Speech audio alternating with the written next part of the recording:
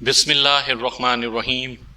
سامعین کرام، آپ سن رہے ہیں انسپیکٹر نواز خان سیریز کے سلسلے کی ایک کہانی پہلوان پٹھا اور مریدنی، جس کے مصنف ہیں طاہر جاوید مغل، اور یہ اس سلسلے کی قسط نمبر 2 ہے۔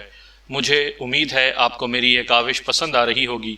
آپ نے اگر ابھی تک میرا چینل کہانی گھر سبسکرائب نہیں کیا تو ابھی میرے چینل کو سبسکرائب کر کے بیل نوٹیفیکیشن آن کر لیجئے تاکہ آنے والی ہر نئی کہانی کی اطلاع بر وقت آپ تک پہنچ سکے۔ میرا خط دوپہر کے فوراً بعد انسپیکٹر نہال کو مل گیا، لیکن وہ بہت جلدی میں لگتا تھا۔ میرے خیال میں اسے خطرہ تھا کہ میں بھی چھاپا مار پارٹی میں شامل ہو گیا تو کامیابی کا صحرا اکیلے اس کے سر پر نہیں بن سکے گا۔ میں شام کو امرتسر ہیڈ کوارٹر پہنچا۔ بلال شاہ بھی میرے ساتھ تھا۔ ہم ہیڈ کوارٹر پہنچے تو وہاں کچھ سراسیمگی کی حالت نظر آئی۔ سب چہرے دھواں دھواں تھے۔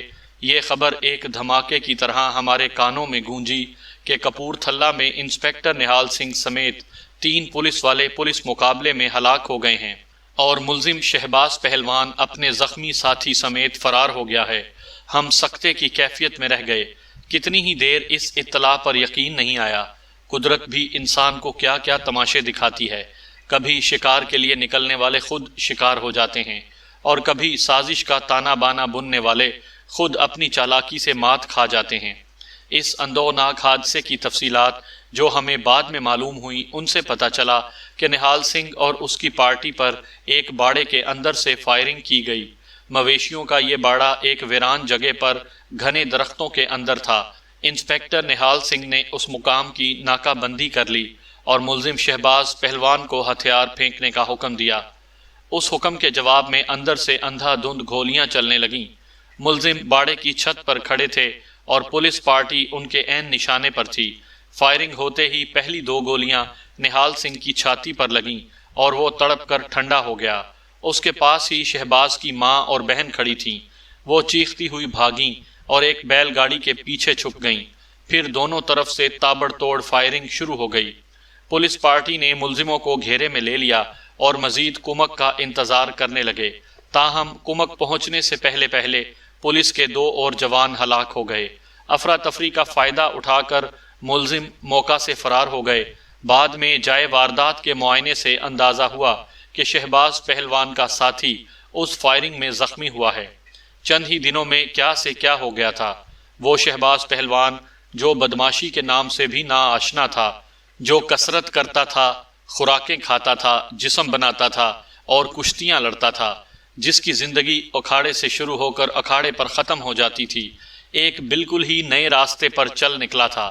وہ اب ایک ہر دل عزیز پہلوان نہیں، مفرور قاتل تھا۔ دیکھا جائے تو یہ حادثہ ان گنت زمانوں سے گزرتا چلا آ رہا تھا۔ ہر دور میں کسی شہباز پہلوان اور کسی نہال سنگھ کا ٹکراؤ ہو جاتا تھا، پھر شریف شہریوں میں ایک کی کمی واقع ہو جاتی ہے اور بدماشوں کی آبادی میں ایک کا اضافہ ہو جاتا ہے۔ یہ کہانی اب تک لا تعداد مرتبہ دہرائی جا چکی ہے اور ابھی معلوم نہیں کتنی مرتبہ دہرائی جائے گی۔ 3 پولیس اہلکاروں کا قتل ایک سنگین واقعہ تھا۔ اب ضروری ہو گیا تھا کہ شہباز پہلوان کو جلد از جلد آہنی سلاخوں کے پیچھے پہنچایا جائے۔ ایس پی صاحب کی ہدایت پر فوراً ایک چھاپا مار پارٹی ترتیب دی گئی۔ اس میں میرے علاوہ ایک انسپیکٹر سجیت سنگھ اروڑا اور ایک سب انسپیکٹر بھی شامل تھا۔ ہمارے پاس 2 بڑی جیپیں تھیں۔ پارٹی میں کل 18 افراد تھے۔ یہ سب کے سب مسلح اور اپنے کام میں ماہر تھے۔ ہم رات 8 بجے امرتسر ہیڈ کوارٹر سے روانہ ہوئے اور 2 بجے کے قریب اس ویران ڈیرے پر پہنچ گئے جہاں شام کو ایک خونی مقابلہ ہوا تھا۔ یہ ڈیرہ عام آبادی سے کافی ہٹ کر تھا۔ چاروں طرف گھنے درخت تھے۔ موقع پر پولیس کی 2 گاڑیاں موجود تھیں اور سپاہی پہرا دے رہے تھے۔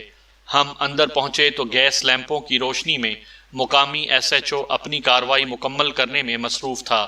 جائے واردات کا نقشہ تیار کیا جا رہا تھا اور گولیوں کے خول وغیرہ اکٹھے کیے جا رہے تھے۔ ایس ایچ او نے ہمیں وہ کمرہ دکھایا جس کی چھت پر سے ملزموں نے اندھا دھند فائرنگ کی تھی، اور وہ جگہ بھی دکھائی جہاں انسپیکٹر نہال سنگھ کو گولیاں لگی تھیں۔ یہاں 3 مربع فٹ کی جگہ میں خون پھیلا ہوا تھا۔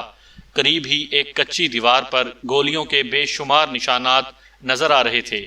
ایس ایچ او نے ہمیں بتایا کہ ملزم جدید خودکار رائفل سے مسلح تھے، جبکہ اس کے ساتھی کے پاس 12 بور کی 2 نالی رائفل تھی۔ میں نے وہ جگہ بھی دیکھی جہاں پہلوان کے ساتھی کو گولی لگی تھی۔ خون کی ایک لمبی لکیر چھت سے شروع ہو کر کھیتوں تک چلی گئی تھی۔ کھیتوں میں پہنچ کر پہلوان نے غالباً اپنے ساتھی کو کندھوں پر اٹھا لیا تھا۔ یہاں سے آگے خون کی لکیر نہیں تھی، بس کہیں کہیں خون کا کوئی دھبا نظر آ جاتا تھا۔ ملزم کا خون جس تیزی سے بہا تھا، صاف اندازہ ہوتا تھا کہ وہ شدید زخمی ہے۔ اس کا مطلب ہے کہ وہ دونوں زیادہ دور نہیں جا سکے ہوں گے۔ میں نے اپنے ساتھیوں سے مشورہ کیا، وہ سب شش و پنج میں تھے۔ در حقیقت پولیس مقابلے کے بعد ملزم جس علاقے میں غائب ہوئے تھے وہ کسی چھوٹے موٹے جنگل سے کم نہیں تھا۔ اب کا تو پتہ نہیں، لیکن ان دنوں کپور تھلہ کا یہ نواحی علاقہ بے حد غیر آباد تھا۔ نہ کوئی سڑک، نہ راستہ، میلوں تک آبادی کا نشان تک نہیں تھا۔ مفرور ملزموں کے لیے یہ جگہ جنت سے کم نہیں تھی۔ وہ مہینوں تک یہاں حفاظت سے چھپے رہتے تھے اور موج میلہ بھی کر لیتے تھے۔ چرس، افیون، شراب اس علاقے میں عام مل جاتی تھی۔ کہیں کہیں خانہ بدوشوں کی بستیاں بھی تھیں۔ ان خانہ بدوشوں کو حرام کی چاٹ لگ چکی تھی۔ وہ چھٹانک، چرس یا ایک دیسی ریوالور کے بدلے اپنی عورت کو کسی بھی غیر مرد کے ساتھ رات بھر کے لیے بھیج دیتے تھے۔ اس علاقے میں رات کے وقت 2 مفرور قاتلوں کو تلاش کرنا ایک خطرناک کام تھا۔ 3 اہلکاروں کو قتل کرنے کے بعد شہباز پہلوان اب کسی بھی شخص کو گولیوں کی باڑ پر رکھ سکتا تھا۔ مناسب تو یہ تھا کہ صبح کا انتظار کیا جائے، لیکن یہ خطرہ بھی تھا کہ صبح تک ملزم دور نکل جائے گا۔ سوچ بچار کے بعد میں نے فوری کارروائی کا فیصلہ کیا۔ میری تیاری دیکھ کر ساتھی انسپکٹر اور سب انسپکٹر بھی تیار ہو گئے۔ ہم نے پارٹی میں سے 6 ہوشیار جوان منتخب کیے اور انہیں اپنے ساتھ اگلی صف میں رکھ لیا۔ باقی 10 افراد کو نیم دائرے کی شکل میں اپنے پیچھے آنے کی ہدایت کی۔ ہمارے ہاتھوں میں طاقتور ٹارچیں تھیں، مگر ایک کے سوا تمام ٹارچیں بجھا کر رکھی گئیں۔ زخمی کے خونی دھبوں کو تلاش کرتے ہوئے ہم دھیرے دھیرے آگے بڑھنے لگے۔ ڈیرے سے قریباً 3 فرلانگ آگے ہمیں ٹھٹک کر رک جانا پڑا۔ کچھ فاصلے پر لالٹینوں کی روشنی اور لوگوں کا مدھم شور سنائی دے رہا تھا۔ رات کے اس پہر اس ویران مقام پر یہ شور کیا معنی رکھتا تھا؟ ہم ٹھٹک کر رک گئے۔ تھوڑی دیر بعد لالٹین بردار لوگ ہمارے قریب پہنچ گئے۔ ان کی تعداد 15-20 سے کم نہیں تھی۔ ہاتھوں میں لاٹھیاں اور چھوئیاں تھیں۔ 5-6 آدمیوں نے ایک چارپائی کندھوں پر اٹھا رکھی تھی اور اس پر ایک شخص بے ہوش پڑا تھا۔ یہ تمام افراد صورت اور لباس سے خانہ بدوش نظر آتے تھے۔ وہ سب بہت بپھرے ہوئے اور جلدی میں تھے۔ ہمیں دیکھ کر انہوں نے چارپائی نیچے رکھ دی اور آپس میں تیز تیز لہجے میں باتیں کرنے لگے۔ ان میں ایک شخص عمر رسیدہ تھا اور سب سے معتبر بھی نظر آتا تھا۔ میں نے آگے بڑھ کر اس سے پوچھا، کیا بات ہے بابا؟ وہ اکھڑے ہوئے لہجے میں بولا، یہ بات آپ کے سامنے دھری ہوئی ہے مائی باپ۔ اس کا اشارہ چارپائی کی طرف تھا۔ میں نے ٹارچ جلا کر غور سے دیکھا۔ چارپائی پر ایک عمر رسیدہ شخص تھا۔ اس کے سفید سر پر ایک بڑی پٹی بندھی ہوئی تھی اور خون رس رس کر اس کی داڑھی کے سفید بالوں کو رنگین کرتا چلا جا رہا تھا۔ میں نے پوچھا، کہاں سے آئے ہو تم لوگ اور یہ زخمی کون ہیں؟ جواب میں معتبر شخص نے بتایا کہ وہ قریب ہی ایک خیمہ بستی میں رہتے ہیں اور یہ بوڑھا شخص رشتے میں اس کا بھائی ہے۔ آج شام 2 ڈاکو اسے زخمی کر کے بھاگ گئے ہیں۔ میں نے اس واقعے کی تفصیل پوچھی تو مندرجہ ذیل بات کا پتہ چلا۔ زخمی ہونے والے کا نام سائیں رنگو تھا۔ وہ آج کپور تھلہ سے سودا سلف لے کر واپس آ رہا تھا۔ وہ اپنے ریڑے پر سوار تھا اور ساتھ میں اس کی بہو بھی تھی۔ بہو اور سسر بستی سے کوئی 1 میل دور تھے جب اچانک جھاڑیوں سے 2 آدمی نکل آئے۔ ان میں ایک زخمی تھا اور دوسرا بہت بھاری تنو توش والا کوئی پہلوان نما شخص تھا۔ پہلوان کے ہاتھوں میں ولایتی رائفل تھی۔ اس نے رائفل تان کر سائی رنگوں کا ریڑا رکوا لیا اور بہو سسر کو نیچے اترنے کا حکم دیا۔ سائیں کی بہو تو چیختی ہوئی فوراً نیچے اتر آئی، لیکن رنگو ریڑے پر کھڑا رہا۔ وہ سمجھ گیا کہ دونوں افراد اس سے ریڑا چھیننا چاہتے ہیں اور یہی ریڑا اس کی کل پونجی تھی۔ پہلوان نے زخمی کو اٹھا کر ریڑے پر رکھا اور پھر خود بھی چھلانگ لگا کر سوار ہو گیا۔ اس نے گھوڑے کی راسیں سائی رنگو سے چھیننے کی کوشش کی تو سائیں مزاحمت کرنے لگا۔ اسی دوران گھوڑا تیزی سے بھاگنا شروع ہو گیا۔ پہلوان نے سائیں رنگو کو چلتے ریڑے سے اٹھا کر نیچے پھینک دیا۔ سائیں کا سر ایک درخت سے ٹکرایا اور وہ بے ہوش ہو گیا۔ اس کی بہو ننگے پاؤں بھاگتی بستی میں پہنچی اور اس واقعے کی اطلاع دی۔ وہاں سے 8-10 بندے آئے اور زخمی کو اٹھا کر بستی میں لے گئے۔ ان کا خیال تھا کہ سائیں رنگو جلد ہی ہوش میں آ جائے گا، لیکن وقت گزرنے کے ساتھ ساتھ سائیں کی حالت بگڑتی چلی گئی۔ اب اس کی جان لبوں پر آ گئی تھی اور وہ اسے اٹھا کر ہسپتال لے جا رہے تھے۔ اس کے علاوہ وہ مقامی تھانے میں پرچہ بھی درج کرانا چاہتے تھے۔ بوڑھے نے پھر بپھرے ہوئے لہجے میں کہا، یہ کیسا انصاف ہے مائی باپ، ہم لوگوں سے تو آپ چاقو چھریاں تک چھین لیتے ہو اور ان خونی ڈکیتوں کو ولایتی رائفلیں دے کر آزاد چھوڑ دیتے ہو۔ ہم کو بھی زندہ رہنے کا کوئی حق ہے، ہمارے ساتھ یہ ظلم مت کرو۔ میں نے خانہ بدوشوں کے اس جتھے کو سب انسپکٹر درویش علی کے ساتھ فوراً ڈیرے کی طرف روانہ کر دیا۔ ڈیرے پر 3-4 جیپیں موجود تھیں، ان میں سے کسی ایک جیپ پر زخمی رنگو کو ہسپتال پہنچایا جا سکتا تھا۔ میں نے درویش علی کو ہدایت کی کہ وہ ہیڈ کوارٹر والی دونوں جیپیں لے کر واپس یہاں پہنچ جائے۔ سب انسپکٹر درویش علی نے میری ہدایات پر عمل کیا۔ کوئی آدھ گھنٹے بعد وہ ایک حوالدار کے ساتھ 3 جیپیں لے کر واپس آ گیا۔ خانہ بدوشوں سے جو معلومات حاصل ہوئی تھیں ان سے صاف اندازہ ہوتا تھا کہ پولیس مقابلے کے بعد پہلوان اپنے زخمی ساتھی کو لے کر شمال کی طرف گیا ہے۔ ظاہر ہے زخمی کو فوری طور پر طبی امداد کی ضرورت تھی۔ یہ امداد اسے قریبی قصبے سے حاصل ہو سکتی تھی۔ کپور تھلہ کے اس نواحی قصبے کا نام اب میرے ذہن سے نکل گیا ہے۔ یہاں نہر پر ایک بڑا سا سائفن تھا۔ محکمہ آبپاشی کی چند عمارتوں کے علاوہ ایک ہسپتال بھی تھا۔ میں نے ساتھی انسپکٹر سجیت سنگھ اروڑہ سے مشورہ کیا اور فیصلہ ہوا کہ فوراً ہسپتال کا رخ کیا جائے۔ عین ممکن تھا کہ ساتھی کی جان خطرے میں دیکھ کر شہباز اسے کسی طرح ہسپتال پہنچا گیا ہو یا ویسے ہی ہسپتال کے دروازے پر ریڑا کھڑا کر کے غائب ہو گیا ہو۔ ہم جیپوں پر حتی الامکان رفتار سے ہسپتال کی طرف روانہ ہوئے۔ فاصلہ تقریباً 5 میل کا تھا، لیکن راستہ ناہموار اور درختوں سے اٹا ہوا تھا۔ ایک جگہ ہماری جیپ گیلی زمین میں دھنس گئی۔ سب نیچے اتر کر اسے دھکا لگانے لگے۔ انسپکٹر اروڑہ دھکا لگانے کے ساتھ ساتھ جیپ کو ماں بہن کی گالیاں بھی دے رہا تھا۔ گالیاں دیتے دیتے اور دھکا لگاتے لگاتے اچانک اسے کچھ یاد آیا۔ مجھ سے کہنے لگا، یار ادھر پار ہی ایک ڈاکٹر کا دواخانہ بھی تو ہے، کہیں وہ بدبخت ادھر ہی نہ چلا گیا ہو۔ انسپکٹر سجیت سنگھ اروڑہ اس علاقے میں 2-3 سال تعینات رہا تھا، کافی کچھ جانتا تھا یہاں کے بارے میں۔ اگر وہ کہہ رہا تھا کہ یہاں قریب ہی کوئی دواخانہ ہے تو یقیناً ہوگا۔ میں نے کہا ٹھیک ہے، پہلے وہاں دیکھ لیتے ہیں۔ ہم نے پھنسی ہوئی جیپ کو وہیں چھوڑا اور 7-8 جوانوں کے ساتھ دوسری جیپوں میں سوار ہو کر دواخانے کی طرف روانہ ہو گئے۔ دواخانہ واقعی زیادہ فاصلے پر نہیں تھا۔ یہ ایک نیم پختہ راستہ تھا جو 2-3 برساتی نالوں کے اندر سے گزرتا ہوا کپور تھلہ پہنچتا تھا۔ اس راستے کے کنارے ایک چھوٹا سا بازار تھا۔ 40-50 کچے مکانات تھے اور ایک گرجا تھا۔ گرجے کے قریب ہی ایک کرسچن ڈاکٹر نے کلینک کھول رکھا تھا۔ پوری بستی میں یہی واحد عمارت تھی جو اینٹوں کی بنی ہوئی تھی۔ عمارت کی پیشانی پر داؤد کلینک کے الفاظ لکھے تھے۔ بستی میں ہو کا عالم تھا، در و دیوار تاریکی میں ڈوبے ہوئے تھے۔ ہماری جیپیں کلینک کے عین سامنے رکیں۔ میں نے نیچے اتر کر دروازے پر دستک دی۔ دستک دیتے ہوئے میری ٹارچ کی روشنی دروازے کے رنگدار تختوں پر پڑی اور یک لخت رگوں میں خون کی گردش تیز ہو گئی۔ ہم شاید صحیح جگہ پر پہنچ گئے تھے۔ دروازے کے تختے پر ایک جگہ مجھے خون کے نشانات نظر آئے۔ صاف اندازہ ہوتا تھا کہ کسی نے خون آلود ہاتھ سے دروازے پر دستک دی ہے۔ اتنے میں اندر سے ایک ڈری سہمی آواز آئی، کون ہے؟ یہ کسی ادھیڑ عمر مرد کی آواز تھی۔ پولیس ہے، دروازہ کھولو، میں نے بھاری بھرکم آواز میں کہا۔ چند لمحے اندر سناٹا طاری رہا، پھر کسی نے قریبی کھڑکی میں سے جھانک کر باہر کا جائزہ لیا۔ کھڑکی بند ہوتے ہی قدموں کی چاپ ابھری اور دروازہ کھول دیا گیا۔ ٹارچ کی روشنی میں میرے سامنے 35 برس عمر کا ایک دبلا پتلا شخص کھڑا تھا۔ اس کے چہرے پر کئی جگہ پٹی بندھی ہوئی تھی اور گردن پر خراشیں تھیں۔ اس کے پیچھے ایک عورت کا چہرہ نظر آیا۔ وہ بھی درمیانی عمر کی تھی، لیکن جسمانی بناوٹ کی وجہ سے جوان سال نظر آتی تھی۔ اس کے لمبے بالوں کا ڈھیلا ڈھالا جوڑا کندھے پر ٹکا ہوا تھا۔ عورت کی حالت مرد سے بھی بری تھی۔ اس کا بیشتر لباس پھٹا ہوا تھا۔ ضروری مقامات اس نے چادر سے ڈھانپ رکھے تھے۔ اس کی ایک آنکھ سوج کر نیلی ہو چکی تھی، نچلا ہونٹ بھی پھٹا ہوا تھا۔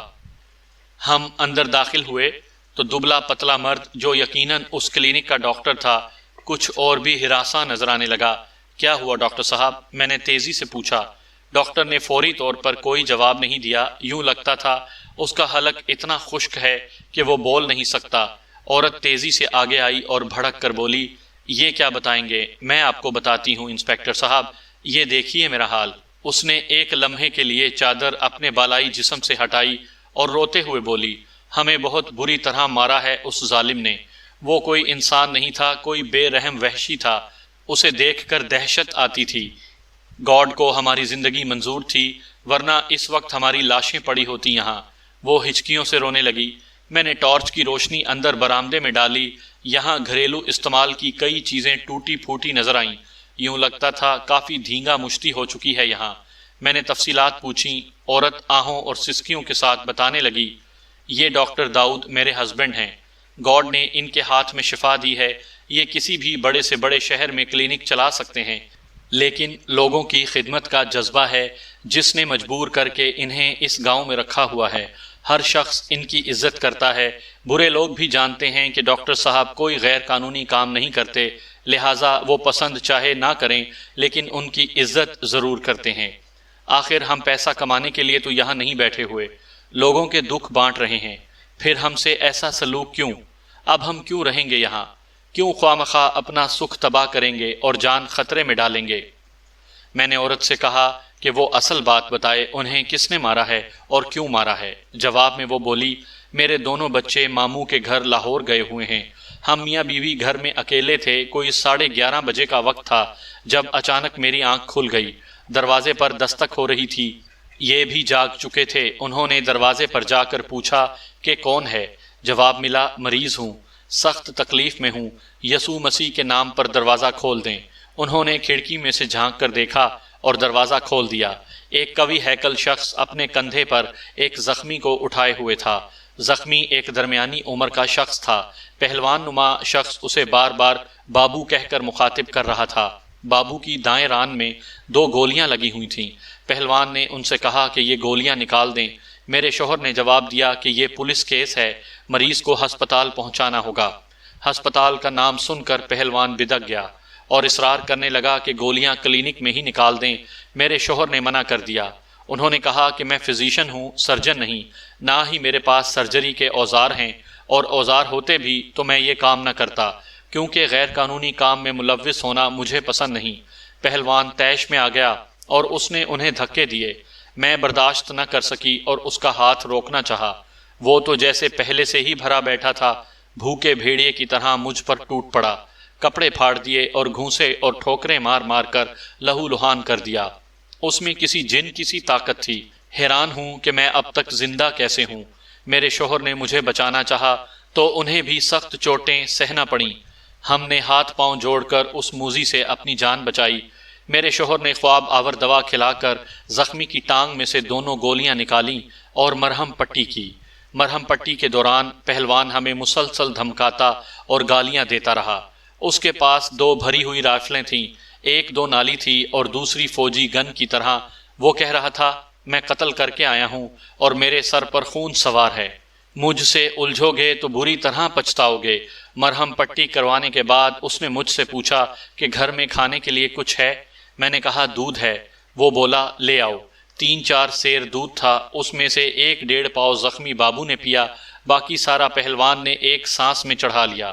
وہ بابو کو ایک ریڑے پر لاد کر لایا تھا، اسی ریڑے پر لاد کر وہ اسے واپس لے گیا۔ ڈاکٹر داؤد کی اہلیہ کا نام مریم تھا۔ اس کی کہی ہوئی روداد ہمارے لیے بہت اہم تھی۔ ہم بالکل صحیح راستے پر جا رہے تھے، لیکن فرق یہ تھا کہ شہباز پہلوان ہم سے کچھ آگے تھا۔ ہم جہاں پہنچتے تھے وہ وہاں سے نکل چکا ہوتا تھا۔ میرے پوچھنے پر ڈاکٹر کی اہلیہ نے بتایا کہ ملزمان کو وہاں سے نکلے قریباً 1 گھنٹہ ہو چکا ہے۔ ہماری اس تمام گفتگو کے دوران ڈاکٹر داؤد خاموش ہی رہا تھا۔ وہ کم گو شخص نظر آتا تھا اور پریشانی کے سبب کچھ اور کم گو ہو گیا تھا۔ اس کی حالت دیکھ کر ترس آ رہا تھا، بلکہ دونوں میاں بیوی کی حالت قابل رحم تھی۔ پہلوان نے اپنی خدا داد طاقت کا بہت غلط استعمال کیا تھا۔ واقعی میاں بیوی کی خوش قسمتی تھی کہ وہ ایک منہ زور طوفان کی زد میں آ کر بھی زندہ بچ گئے تھے۔ انسپیکٹر سجید اروڑا نے ڈاکٹر داؤد سے بھی چند سوالات پوچھے جن کے اس نے بجھے دل سے مختصر جوابات دیے۔ وہ بہت اکھڑا ہوا نظر آتا تھا۔ وہ بہت حساس شخص تھا۔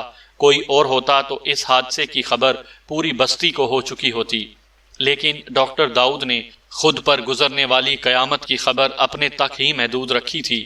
میں نے اپنی طرف سے میاں بیوی کو تسلی دینے کی کوشش کی اور ضروری کارروائی کر کے ان کے گھر سے نکل آیا۔ انسپیکٹر اروڑا اور سب انسپیکٹر درویش علی بھی میرے ساتھ تھے۔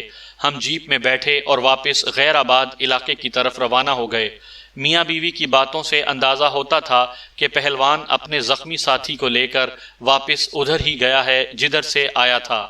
انسپیکٹر اروڑا والی جیپ آگے تھی، ہم پیچھے آ رہے تھے۔ ڈاکٹر داؤد کے کلینک سے بمشکل 2 فرلانگ دور آئے تھے کہ قریب بیٹھے بلال شاہ نے میرا کندھا دبا دیا۔ خان صاحب جیپ رکوائیں، اس نے تیزی سے کہا۔ میں نے ڈرائیور کو جیپ ٹھہرانے کی ہدایت کی۔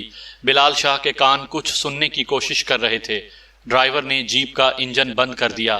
چند لمحے بعد سناٹے میں گھوڑے کی مدھم ہنہناہٹ ابھری۔ بلال شاہ کی آنکھیں چمک اٹھیں۔ یقیناً اس کے کان اسی آواز پر لگے ہوئے تھے۔ ہم سب کے لیے یہ آواز دلچسپی کا باعث تھی۔ یہاں کرب و جوار میں جھاڑیوں کے سوا اور کچھ نہیں تھا، نہ ہی کوئی کھیت کھلیان دکھائی دے رہے تھے۔ گھوڑے کی آواز دائیں جانب ایک گھنے جھنڈ کے اندر سے آئی تھی۔ میں اور بلال شاہ جیپ سے اتر کر درختوں کی طرف بڑھے۔ بلال شاہ کے ہاتھ میں ٹارچ اور میرے ہاتھ میں 38 بور کا ریوالور تھا۔ جنتر اور کیکر کی شاخوں میں سے راستہ بناتے ہم جھنڈ کے اندر پہنچے تو ٹارچ کی روشنی ایک ریڑے پر پڑی۔ ریڑے کا گھوڑا ایک درخت سے بندھا ہوا تھا اور اس کے منہ پر خشک چارے والا تھیلا چڑھا ہوا تھا۔ ریڑے اور گھوڑے کو دیکھتے ہی ہمیں اندازہ ہو گیا کہ یہ خانہ بدوش رنگو سائیں کا ریڑا ہے۔ میں نے بلال شاہ کی طرف دیکھا اور اس نے میری طرف۔ ایک سنسنی سی ہمارے جسموں میں دوڑ گئی۔ ریڑے کی موجودگی ظاہر کر رہی تھی کہ دونوں مفرور یہیں کہیں موجود ہیں۔ میں نے ریوالور کا سیفٹی پن ہٹا کر اسے بالکل تیار حالت میں کر لیا۔ محتاط قدموں سے ہم ریڑے کی طرف بڑھے۔ اس میں سائیں رنگوں کا سامان ابھی تک لدا ہوا تھا۔ آٹے دال کی 2 بوریاں تھیں، چاولوں کا تھیلا تھا، ایک نئی لالٹین تھی اور مٹی کا تیل کا کنستر تھا۔ ان میں کئی چیزیں خون سے رنگین نظر آ رہی تھیں۔ یقیناً اس خون کا تعلق پہلوان کے زخمی ساتھی بابو سے تھا۔ آثار بتا رہے تھے کہ پہلوان اور بابو کرب و جوار میں کہیں موجود نہیں، تو پھر وہ کہاں گئے؟ یہ بات بھی سمجھ میں نہیں آ رہی تھی کہ کلینک سے واپس آنے کے بعد پہلوان نے اتنی جلدی ریڑا کیوں چھوڑ دیا؟ کیا اسے کوئی اور سواری مل گئی تھی؟ اگر سواری ملی تھی تو ارد گرد کی زمین پر ٹائروں اور پہیوں کے نشانات ہونے چاہیے تھے، لیکن ایسا کوئی نشان دکھائی نہیں دے رہا تھا۔ اچانک ایک نیا خیال میرے ذہن میں آیا اور میں بری طرح چونک گیا۔ کلینک میں ہونے والی گفتگو کے دوران ڈاکٹر داؤد بے حد خاموش رہا تھا۔ کہیں اس کی خاموشی کا کوئی خاص سبب تو نہیں تھا؟ میں نے بلال شاہ سے کہا، شاہ جی ہمیں واپس کلینک جانا ہوگا۔ لیکن کیوں؟ بلال شاہ نے کہا، میرا خیال ہے کہ پہلوان اور بابو ابھی کلینک میں ہی ہیں۔ بلال شاہ حیرت سے اچھل پڑا۔ میں اسے بازو سے پکڑ کر جیپ تک لے آیا۔ ایک ہوشیار ہیڈ کانسٹیبل کو میں نے حکم دیا کہ وہ چوکسی سے ریڑے کا پہرا دے اور خود جیپ میں بیٹھ کر واپس کلینک روانہ ہو گیا۔ سب انسپیکٹر درویش علی بھی ہمارے ساتھ تھا۔ میں نے جیپ کلینک سے کچھ فاصلے پر رکوائی۔ میرے ساتھ کل 4 سپاہی تھے۔ ان میں سے 2 کے پاس رائفلیں تھیں، میرے اور سب انسپیکٹر کے پاس ریوالور تھے۔ میں نے عملے کو ہدایت کی کہ وہ بڑی خاموشی کے ساتھ کلینک کی ناکہ بندی کر لیں اور اگر کوئی حملہ آور ہو یا فرار ہونے کی کوشش کرے تو بے دریغ گولی مار دیں۔ بلال شاہ کے پاس اس کا اپنا دیسی پستول تھا۔ میں نے اسے کلینک کی عقبی دیوار کے پاس ایک تناور درخت کی اوٹ میں کھڑا کیا اور باقی عملے کی طرح اسے بھی شوٹ کرنے کی ہدایت کر دی۔ عقبی دیوار پر چڑھائی کر کے میں اندر صحن میں اترا اور تاریکی میں رینگتا ہوا برآمدے تک پہنچ گیا۔ ایک مفرور قاتل کی گرفتاری کے لیے چھاپا مارنا کتنا مشکل ہوتا ہے، یہ بات وہی سمجھ سکتا ہے جو اس تجربے سے گزر چکا ہو۔ قاتل کے سر پر خون سوار ہوتا ہے اور پھانسی کا پھندا اس کی آنکھوں کے سامنے لہرا رہا ہوتا ہے۔ وہ اپنی گردن بچانے کے لیے کسی کی جان بھی لے سکتا ہے۔ میں برآمدے میں پہنچا تو میرا یہ شک پختہ یقین میں بدل گیا کہ شہباز پہلوان اور بابو اندر موجود ہیں۔ ایک قریبی کمرے سے باتوں کی مدھم آواز سنائی دے رہی تھی۔ میں کھڑکی سے قریب تر پہنچ گیا۔